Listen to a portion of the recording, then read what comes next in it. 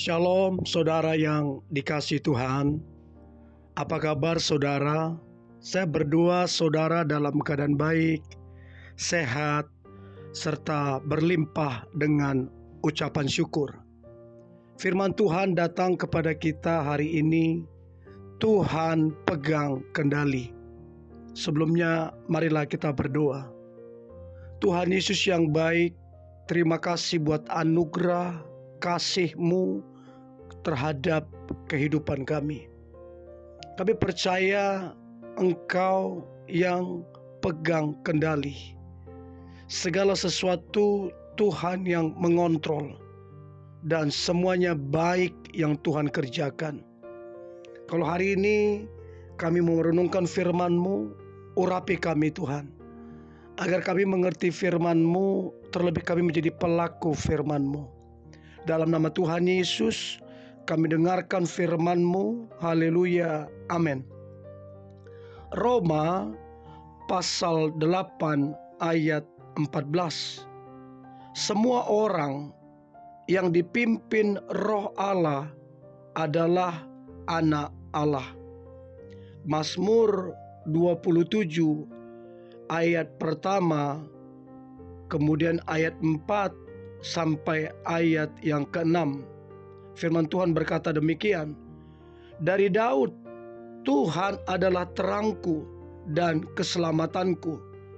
Kepada siapakah aku harus takut? Tuhan adalah benteng hidupku. Terhadap siapakah aku harus gemetar? Satu hal telah kuminta kepada Tuhan, itulah yang kuingini, diam di rumah Tuhan seumur hidupku, menyaksikan kemurahan Tuhan dan menikmati bait-Nya. Sebab Ia melindungi aku dalam pondok-Nya pada waktu bahaya. Ia menyembunyikan aku dalam persembunyian di kemah-Nya. Ia mengangkat aku ke atas gunung batu. Maka sekarang tegaklah kepalaku, mengatasi musuhku sekeliling aku. Dalam kemahnya aku mempersembahkan korban dengan sorak-sorai. Aku mau menyanyi dan bermazmur bagi Tuhan. Tuhan pegang kendali. Daud sangat mengerti bahwa Tuhanlah yang pegang kendali hidupnya. Saudara yang dikasihi Tuhan, sebelum Daud dipercaya untuk memerintah bangsa Israel, sebelum dia menjadi raja, Daud harus terlebih dahulu hidup dalam pemerintahan dan dalam kendali Allah.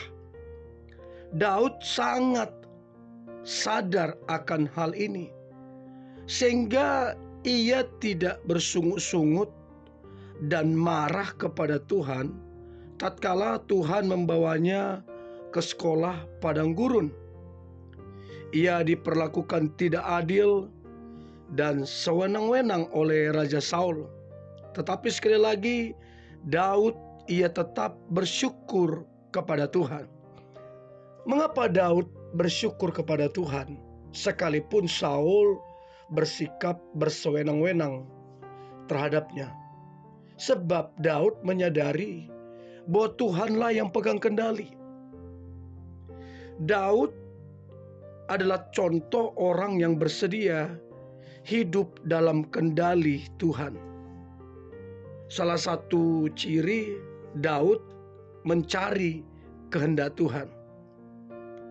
Kalau kita baca Matius 6 ayat 33, carilah dahulu kerajaan Allah dan kebenarannya, maka semuanya akan ditambahkan. Nah, Daud dia mencari Tuhan, mencari kehendak Tuhan. Dia tahu kalau dia menemukan kehendak Tuhan, semuanya beres, sebab Tuhan yang pegang kendali. Nah, saudara yang dikasihi Tuhan, jika kita mengaku kita adalah milik Tuhan Yesus, maka tentu Tuhan berhak dan berkuasa mengontrol hidup kita sepenuhnya. Jika kita menolak dikuasai dan dikendalikan oleh Tuhan Yesus, berarti kita gagal menjadi murid, menjadi mempelai Kristus. Pada prinsipnya saudara, kegagalan terletak pada ketidakbersediaan kita menolak untuk dikendalikan Tuhan melalui Roh-Nya yang kudus, yaitu Roh Kudus. Roh Kudus ditaruh di dalam diri saudara dan saya, salah satunya untuk mendidik, melatih kita, agar kemudian hidup kita sepenuhnya dikendalikan oleh Allah. Sampai sehingga kita tunduk sepenuhnya kepada Tuhan yang adalah Raja kita, Bapa kita, Tuhan kita. Hidup dikendalikan oleh Tuhan, saudara, berarti kita menyerahkan yang namanya kebebasan kita kepadanya. Bukan berarti Tuhan mengambil paksa atau menyita kebebasan kita. Tetapi menyerahkan kebebasan artinya kita itu bersedia mencari kehendaknya, menurutinya, dan rela serta bersuka cita dalam mengiring Yesus. Dalam hal ini, kebebasan kita dengan sukarela kita serahkan kepada Tuhan. Dan kita tunduk kepada kehendak-Nya. Sehingga apa yang terjadi? Kita benar-benar ada dalam kendali Tuhan, ada dalam rencana Tuhan yang dahsyat, ada dalam berkat Tuhan yang luar biasa. Sejujurnya sebagai manusia yang punya kehendak bebas, jujur tidak mudah mencapai tingkat kerohanian yang mana kehendak kita diserahkan total kepada Tuhan. Tuhan mengambil alih semuanya. Sejujurnya saudara, itu tidak mudah. Tapi itu bisa kita lakukan kalau kita tunduk dan taat day by day, hari demi hari.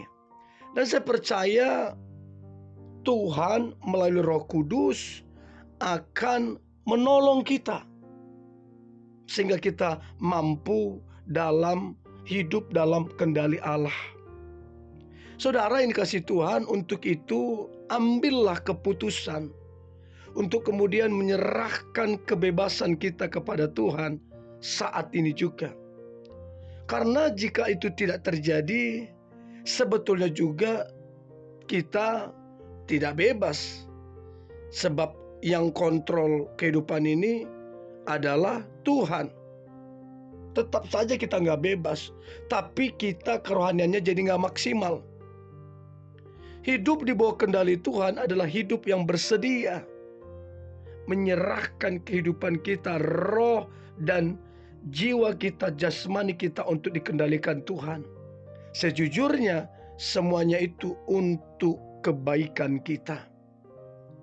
Kalau kita baca Roma 8 ayat 14 tadi, semua orang yang dipimpin Roh Allah adalah anak Allah. Jadi kalau kita mengaku kita adalah anak Allah, harusnya kita dikendalikan, dipimpin oleh Roh Allah, Roh yang penuh kasih, Roh yang penuh dengan kesabaran.